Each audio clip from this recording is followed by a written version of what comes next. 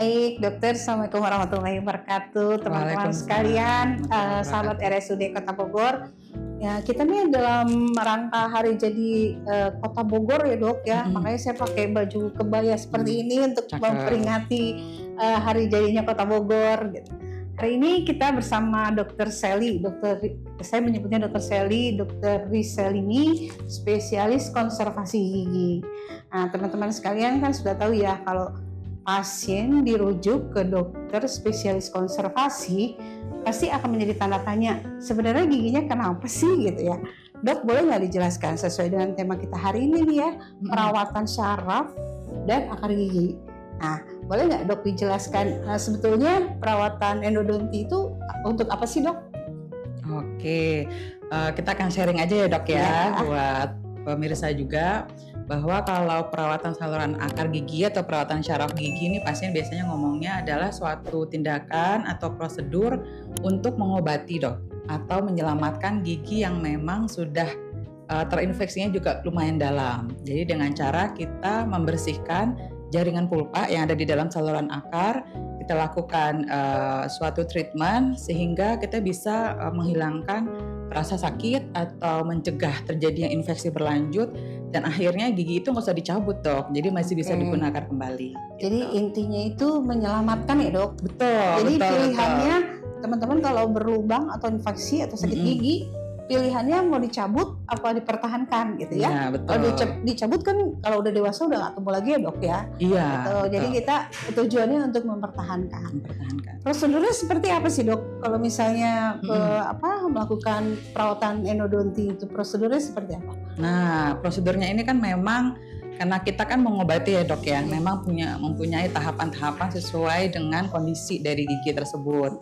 Sedangkan yang datang ke kita itu kan biasanya udah kondisinya udah cukup lumayan, ya cukup lumayan berat ya dok ya. Jadi semakin berat kondisi gigi yang terinfeksi akan semakin kompleks juga untuk perawatannya. Jadi sebenarnya intinya adalah kita ingin menghilangkan infeksi bakteri di dalam saluran akarnya ya, itu. Iya betul. Jadi pertama kali pasien datang tentu kita lakukan anamnesa ya dok ya. Kita lihat bagaimana derajat rasa nyerinya pada pasiennya, apakah ada bengkak pada gigi tersebut atau misalnya apakah giginya goyang. Kemudian kita juga harus menanyakan apakah pasien tersebut juga mempunyai penyakit sistemik, apakah mempunyai penyakit jantung atau tekanan darah tinggi, diabetes juga gitu, karena semuanya akan mempengaruhi perawatan rencana berikutnya gitu dok. Kemudian setelah kita lakukan anamnesa, tentu kita lakukan penegakan diagnosis. Kalau bisa ada rangkaian radiografi jauh lebih bagus lagi dok. Jadi kita bisa melihat bagaimana nih infeksi di dalam saluran akarnya, apakah akarnya belok-belok atau akarnya atau jaringan penunjang. Iya, jaringan penunjangnya apa gimana gitu ya dok ya. Jadi kita masih bisa layak atau tidak dipertahankan. Nah, apakah gitu ya? bisa apa enggak nih? Karena pasien kadang mikirnya, dok saya nggak mau dicabut, gitu. Saya maunya dipertahankan, tapi setelah kita lihat si ronsen itu lesinya udah gede banget dok ya kan. Jadi kita juga mau gimana untuk mempertahankan, jadi memang ada indikasi-indikasi tertentu. Kemudian selanjutnya tahap berikutnya biasanya kita lakukan pembersihan karies dok. Iya, pembersihan karies dari giginya yang sudah rusak itu kita bersihkan semua. Hitam-hitam dibuangin ya dok? Yang hitam-hitam dibuangin, pokoknya yang busuk-busuk dibuangin sampai kelihatan gigi yang sehat itu yang mana. Jadi kita bisa lihat, oh sisa mahkota giginya tinggal segini nih gitu. Nanti rencana treatmentnya harus kita sampaikan kepada pasien. Kemudian baru kita masuk ke dalam sistem saluran akarnya dok. Jadi kita lakukan opening, kemudian kita lakukan preparasi saluran akar untuk kita lakukan desinfeksi. Nah yang jadi tantangannya nih dok, karena pasien biasanya datang sudah kondisinya sudah lama, tidak baik-baik saja. Biasanya udah ada infeksinya udah lumayan berat. Jadi udah ada pulp stone, jadi pada saat dibuka ya nggak kelihatan dok saluran akarnya gitu ya dok ya. Jadi sedangkan kita harus mencari ini saluran akarnya yang mana nih, glide-nya kita mau yang mana kan ya dok ya. Tapi ketutupan masih tulangnya gitu kan. Jadi kita butuh text time, harus lebih hati-hati lagi karena kita harus mencari buat saluran akarnya itu. Itu yang mau disterilkan itu ya dok? Itu yang mau disterilin gitu kan. Jadi memang pasien nanya, loh dok kok lama ya dok ya gitu. Kok balik lagi ya dok ya gitu ya. Karena kasus yang datang adalah memang udah kasus yang kompleks iya. gitu. Sedangkan kita kan ingin membersihkan semua jaringan yang udah mati, jaringan yang nekrosis, anorganik, jaringan organiknya gitu ya, kan itu penyebab yang rasa sakit itu timbul ya dok? Betul. Karena dari bakteri tadi itu dok. Nah semakin parah suatu kondisinya, berarti bakterinya semakin resisten dok. Nah makanya kita butuh beberapa medikamen dan jaringan irigasi untuk melakukan desinfeksi tersebut. Teman-teman, medikamen itu adalah pemberian obat yang dimasukkan ke dalam gigi ya dok ya. Betul. Itu yang suka bikin pasien bilang gini, aduh lama amat sih, terus bolak-balik lagi ya. Iya. Karena tingkat kesulitannya itu tadi ya dok tingkat kesulitannya cukup tinggi. Cukup tinggi gitu, sehingga mungkin karena dokter untuk mengawetkan gigi itu, mempertahankan gigi itu dibutuhkan waktu untuk menghilangkan jaringan-jaringan tadi, penyebab-penyebab infeksi gitu ya dok ya. Kadang-kadang dok satu kali datang nggak akan pernah, biasanya jarang sekali ya terjadi langsung hilang rasa sakit ya dok. Iya gitu. Itu biasanya karena apa dok? Kalau misalnya tidak langsung hilang rasa sakitnya gitu, kan kadang-kadang pasien datang justru ke dokter konservasi itu pada keadaan sakit lah, yang bengkak lah gitu, tapi dia nggak mau dicabut gitu. Nah itu kira-kira kalau misalnya dia datang pertama kali ke dokter gitu kan, berusaha untuk dieliminasi sakitnya itu ya dok, dikurangi lah sakitnya gitu. Tapi masih tetap sakit, biasanya karena apa sih dok kalau kayak gitu? Nah, karena biasanya kan memang jaringan infeksinya masih di sana masih sih ada ya? Iya, masih ada di sana. Nggak bisa dalam satu kali kunjungan dia langsung. Memang membutuhkan berbagai macam tindakan lagi kalau mau satu kali kunjungan ya dok ya. Tapi biasanya kan itu bakteri udah bertahun-tahun di dalam situ, dia udah berkembang biak di sana. Jadi memang kita membutuhkan suatu suatu bahan irigasi atau suatu medikamen supaya si bakteri ini bisa hilang. Iya, jadi kalau masih ada bakterinya, kan dari proses penyembuhan aja kayak kita luka bisa 2 minggu, 3 minggu baru bisa sembuh kan ya dok itu ya. Di permukaan ya. Di permukaan, sedangkan ini kan di dalam tubuh. Ada saliva di dalamnya ya, ada ludah, ada makanan gitu ya. Iya. Itu memperparah juga ya sebetulnya keadaannya. Dan teman-teman kalau datang ke dokter konservasi biasanya itu sudah dari rujukan dari dokter gigi umum ya dok.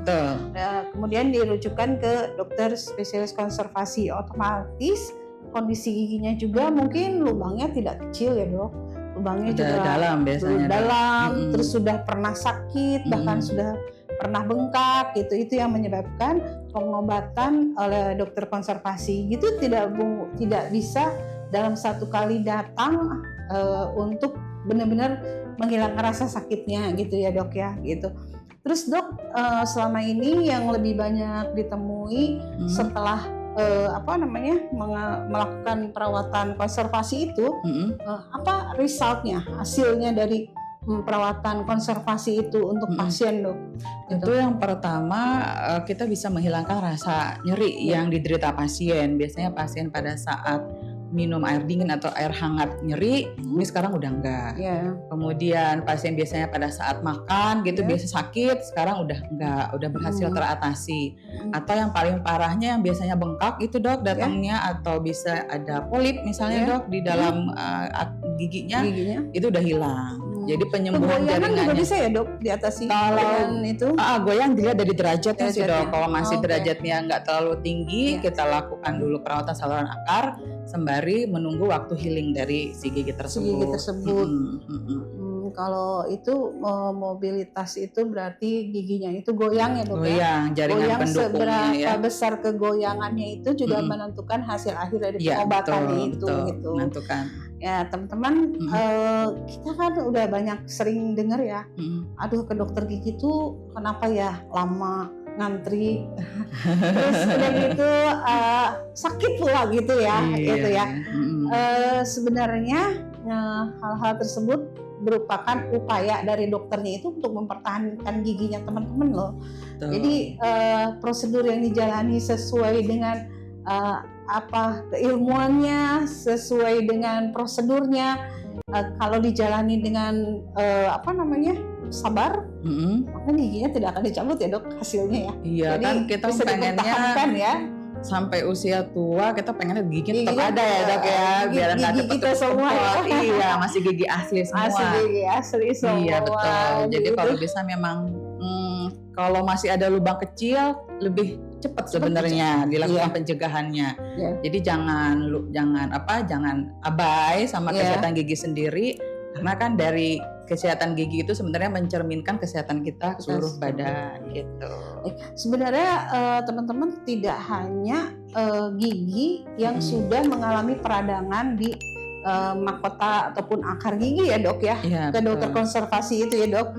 Selain itu juga bisa untuk dokter konservasi itu bisa menangani kondisi-kondisi gigi yang memang dia mengalami abrasi itu kerusakan akibat sikat gigi gitu ya dok, atau mungkin gusi yang turun itu, gusinya turun apa naik gitu, udah terlihat atau naik leher itu gigi. bisa untuk diperbaiki bentuk giginya ya dok. Yang berubah warna dok, berubah warna juga bisa ya dok, untuk konservasi gitu. Jadi teman-teman nggak hanya untuk pasien yang sakit gigi atau giginya bengkak, tapi juga ada indikasi lain gitu untuk bisa teman-teman mengunjungi Dokter Riselini di RSUD Kota Bogor. Ini dokter praktek hari apa aja dok?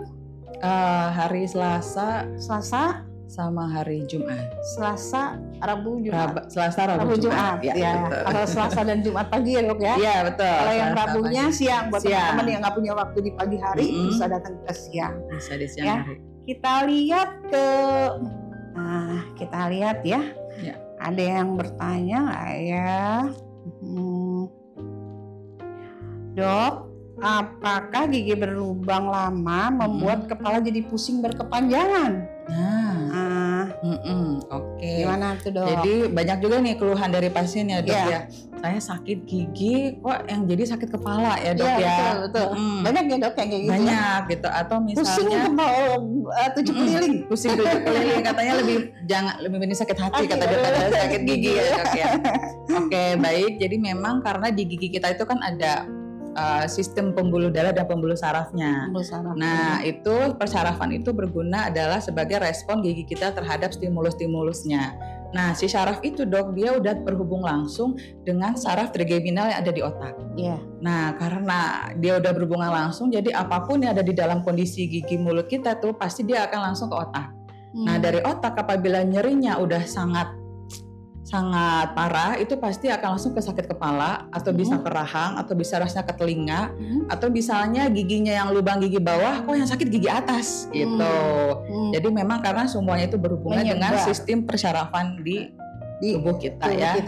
Terutama di kepala. Kalau orang awamnya mungkin kalau kita lihat kan di muka, di wajah, di dekat telinga sampai ke kepala itu saraf itu saling bersambung ya dok. Saling bersambung, saling berhubungan sebenarnya. Kalau untuk sakitnya yang mungkin ringan, batasannya mungkin hanya lokal ya dok. Tapi kalau udah tingkatnya cukup berat, tingkat infeksinya cukup berat, menyebar biasanya sakit kepala sih. Sakit kepala. Iya betul. Baik, sakit kepala karena sakit gigi ya. Gitu. Enak banget ya dok. Enak banget ya.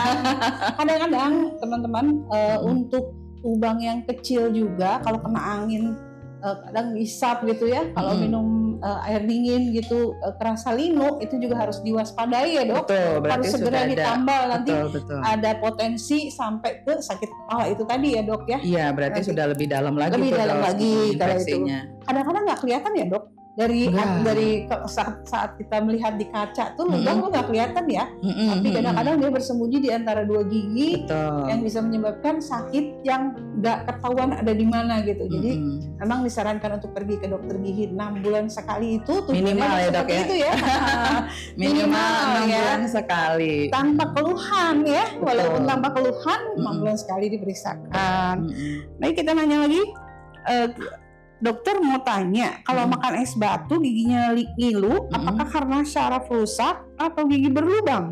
Nah, oke, jadi dia pada saat mengunyah es batu ya? Iya.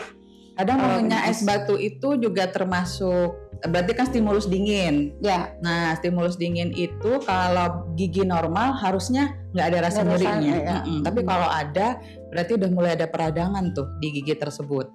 Apakah emailnya lapisan atasnya udah kebuka atau memang tekanan es batunya terlalu keras? Oh iya. Iya. Kan es batunya. Iya.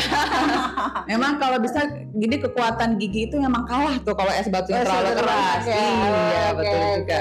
Terus kemudian jadi kita harus periksa apakah memang emalnya kebuka atau memang ternyata ada lubang gigi. Jadi itulah perlunya kontrol ke dokter gigi. Betul. Emang sih teman-teman kalau stimulus pertama untuk kita melihat adanya kerusakan di gigi, pertama memang dari air dingin. Air dingin, ya betul. Air dingin kalau udah air dingin sama minum makan air manis dingin atau ya makan manis, udah mulai ada keluhan, berarti itu harus ke dokter gigi. Betul. Ya. Itu. Ada lagi ini dok yang nanya. Dok, kalau eks gigi berbehel, kadang ada momen kalau minum es atau manis ada ngilu, itu normal nggak dok? Jadi pada saat berarti udah selesai nih perawatan. Udah dibuka nih behelnya, udah dibuka behelnya. Karena kita harus lihat nih kondisi sebelum giginya, sebelum penggunaan behel bagaimana. Apakah memang sangat crowding sekali atau tidak?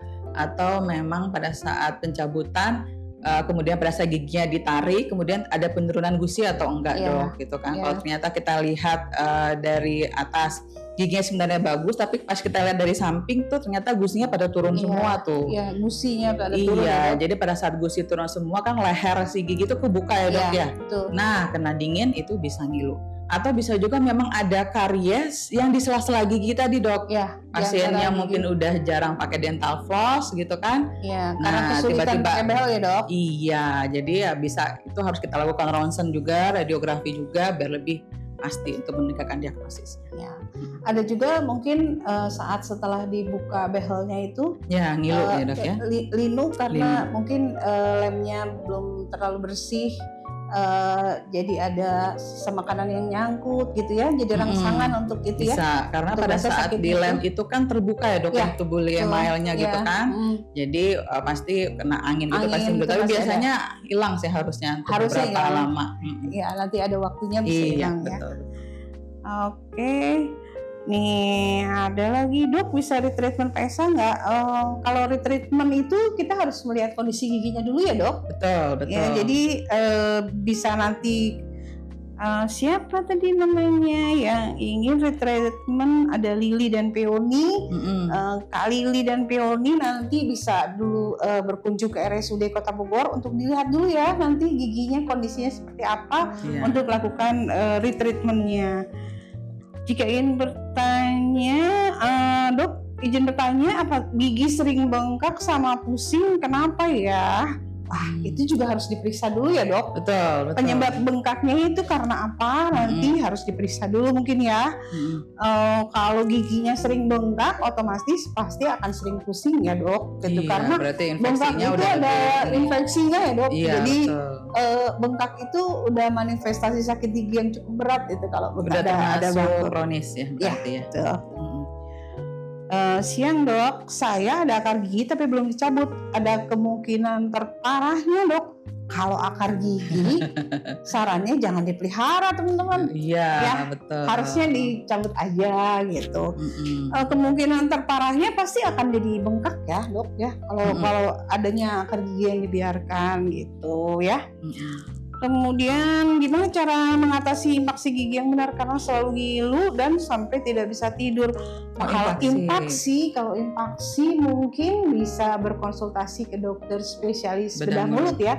Dokter gigi spesialis bedah mulut untuk dilakukan ronsen dulu, dideteksi dulu apa sih penyebabnya sampai Kak Redinta ini sampai tidak bisa tidur gitu. Sakitnya sudah keterlaluan mungkin ya, maksudnya udah nyut-nyutannya udah konstan, udah lebih ini parah apa namanya kronis ya dok, sampai. Tapi kembali lagi ya dok, memang kesyarafan gigi itu kan memang langsung ke saraf trigeminal di otak, jadi pasti akan berhubungan dengan rasa sakit itu ya. Baik teman-teman, banyak juga ya dok. Ini pertanyaannya cukup banyak ya. Kurang nih sesinya dok. Iya nih, nanti kita mengadakan lagi ya dok, untuk tanya jawab, sesi tanya jawab teman-teman. Ini merupakan kesempatan kita untuk bisa banyak berkonsultasi tentang gigi, karena banyak sekali sebenarnya keluhan-keluhan masyarakat tentang gigi, apalagi di RSUD ya dok. Antriannya panjang sekali dok. Jadi antrian panjang sekali, datang di bulan ini bisa dapatnya mungkin 2 bulan lagi gitu ya, karena emang pasiennya sebenarnya yang diterima sama dokter kami itu cukup banyak gitu ya, tapi kan kapasitas kami itu memang agak terbatas. Jadi walaupun dokternya sudah bertambah ya dok, ini dokter Selini ini ada dokter konservasi kami yang ada 2, jadi di RSUD ini ada 2 ya dok, ada dokter Gigi Anissa dan dokter Selini. Karena kami juga banyak sekali menerima keluhan nih dok, aduh dokternya ngantri lama gitu, kebetulan alhamdulillah kita punya dokter konservasi lagi, jadi lebih tertangani. Dan teman-teman waiting listnya lebih cepat loh sekarang. Jadi jangan khawatir teman-teman. Kita bisa pakai BPJS ya dok? Bisa pakai BPJS. Pakai umum juga bisa. Gitu. Jadi kami bersikap adil ya dok untuk pasien umum dan pasien BPJS. Pasien BPJS silahkan melakukan pemeriksaan awal dulu di FKTP. Setelah itu apabila ada indikasi untuk dirujuk ke dokter spesialis konservasi, bisa dirujuk ke RSUD Kota Bogor gitu. Hari Senin, Rabu, hari Selasa, Rabu, dan Jumat. Ya, ketemu dengan Dokter Rizal. Mungkin itu aja bincang kita hari ini. Terima kasih dok. Sama-sama sudah mengisi hari ulang tahun Kota Bogor ya. Iya, gitu. Bogor Nanjer. Semoga warga Bogor sehat. Gitu. Kami bisa memberikan pelayanan yang terbaik untuk semua warga Bogor. Terima kasih. Assalamualaikum warahmatullahi wabarakatuh. Waalaikumsalam. Salam sehat.